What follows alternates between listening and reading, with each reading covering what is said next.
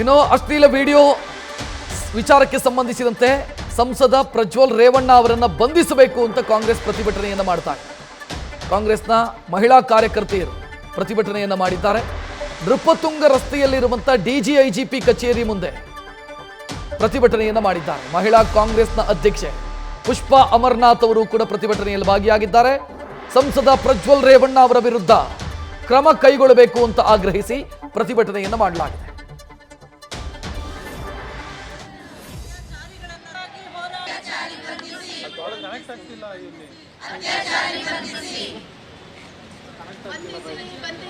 ಅತ್ಯಾಚಾರಿಯನ್ನು ರಕ್ಷಿಸುತ್ತಿರ್ತಕ್ಕಂತಹ BJP ಸರ್ಕಾರಕ್ಕೆ ಅತ್ಯಾಚಾರಿಗಳನ್ನಾಗಿ ಹೋರಾಟ, ನ್ಯಾಯಕ್ಕಾಗಿ ಹೋರಾಟ,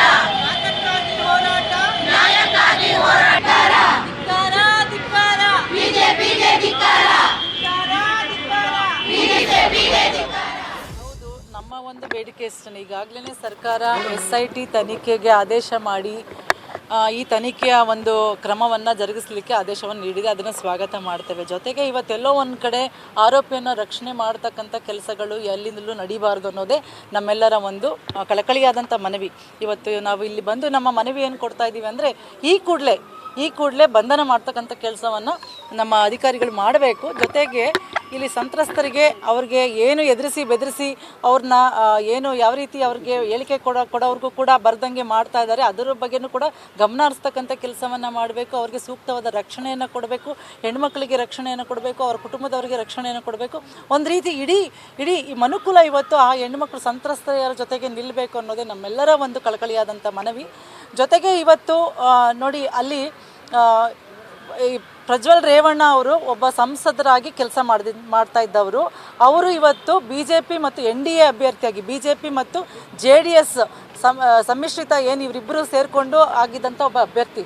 ನಾವು ನೋಡ್ತಾ ಇದ್ದೀವಿ, ಕೇಂದ್ರ BJP ಸರ್ಕಾರದ ಒಂದು ಇತಿಹಾಸವನ್ನು ನೋಡಿದಾಗ ಯಾವಾಗಲೂ ಅತ್ಯಾಚಾರಿಗಳ ಪರವಾಗಿ ಅವ್ರನ್ನ ರಕ್ಷಣೆ ಮಾಡ್ತಕ್ಕಂಥ ಕೆಲಸವನ್ನು ಈ BJP ಸರ್ಕಾರ ಮಾಡ್ತಾ ಇದೆ. ಜೊತೆಗೆ ಇವತ್ತು ನನಗೆ ಬಹಳ ಕುತೂಹಲ ಮತ್ತು ಒಂದು ರೀತಿ ಒಂದು ಅಸಹ್ಯನೂ ಕೂಡ ಆಗ್ತಾ ಇದೆ. ಯಾವಾಗಲೂ ಕೂಡ ಮಾತನಾಡ್ತಕ್ಕಂತಹ ಅಲ್ಲಿಯ ಮಹಿಳಾ ನಾಯಕಿಯರಿರ್ಬೋದು, BJP ಮಹಿಳಾ ನಾಯಕರಿರ್ಬೋದು, ಮೋದಿಯವರಾಗಲಿ ಈ ಘಟನೆ ಬಗ್ಗೆ ಇದುವರೆಗೂ ಕೂಡ ಒಂದೇ ಒಂದು ಮಾತನ್ನು ಆಡಿಲ್ಲ. ಯಾಕೆ? ನಮ್ಮ ಕರ್ನಾಟಕದ ಹೆಣ್ಣು ಮಕ್ಕಳ ಒಂದು ವಿಚಾರದಲ್ಲಿ ನಿಮ್ಗೆ ಯಾಕೆ ಈ ರೀತಿಯಾದಂಥ ಅಸಡ್ಡೆ? ಯಾಕೆ ನಮ್ಮ ಹೆಣ್ಣು ಮಕ್ಕಳ ಇವತ್ತು ಮಾನ ಹರಾಜಾಗಿದೆ? ನಮ್ಮ ಕರ್ನಾಟಕದ ಹೆಣ್ಣು ಮಕ್ಕಳ ವಿಚಾರದಲ್ಲಿ ನಮ್ಮ ಬೇಟಿ ಬಚಾವೋ ಬೇಟಿ ಪಡಾವೋ ಅನ್ನೋದನ್ನು ನೀವು ಮಾತಿನಲ್ಲಿ ಹೇಳ್ತೀರಾ.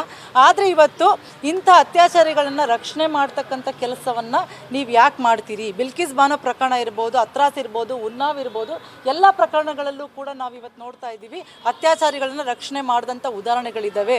ಈ ಪ್ರಕರಣದಲ್ಲಿ ಸಾಬೀತಾಗಿದೆ ಮತ್ತು ಪೆನ್ ಡ್ರೈವ್ನಲ್ಲಿ 2000ಕ್ಕೂ ಹೆಚ್ಚು ವಿಡಿಯೋಗಳು ಇದೆ ಅನ್ನೋದನ್ನು ಕೂಡ ತಾವು ಮಾಧ್ಯಮದ ಮುಖಾಂತರನೇ ಹೇಳಿದ್ದೀರಾ.